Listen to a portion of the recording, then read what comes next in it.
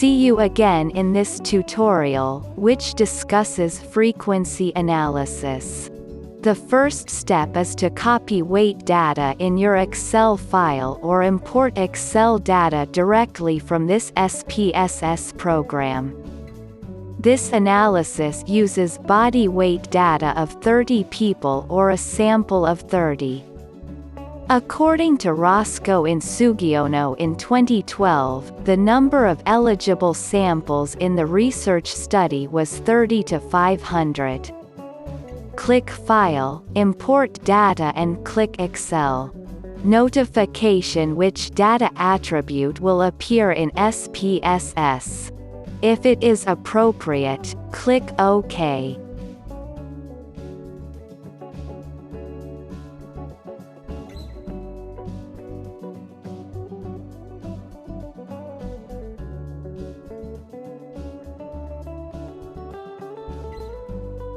We return to the variable view, the name description as weight, type is filled with numeric and we leave the width. Our decimal entry is 0. We fill the label with the weight information in kilograms. Meanwhile, we have not changed the values, missing and columns. Furthermore, the alignment uses right alignment. We fill the measure with scale.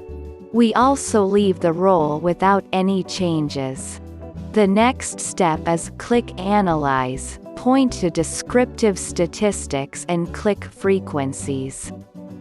The Frequencies dialog box will appear. The weight variable is moved to the right on the variables. Click Statistics, check all the central tendency, dispersion and characterize posterior distribution choices. Then click Continue.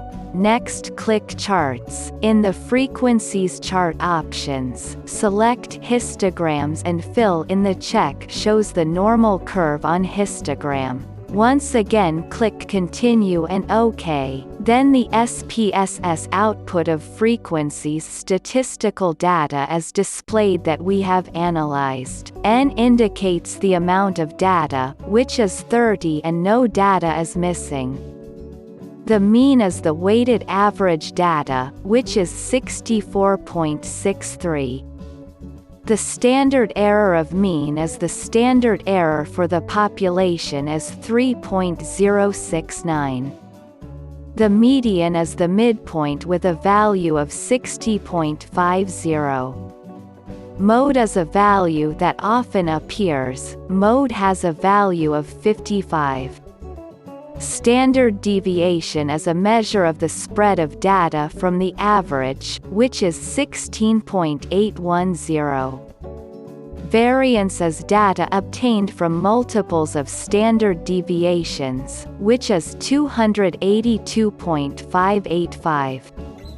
Skewness is a measure of data distribution to determine whether the data used is normally distributed or not. Skewness ratio can be determined by dividing the skewness value by the standard error value of skewness, 0.538 divided by 0.427. The skewness value of 1.260 is obtained.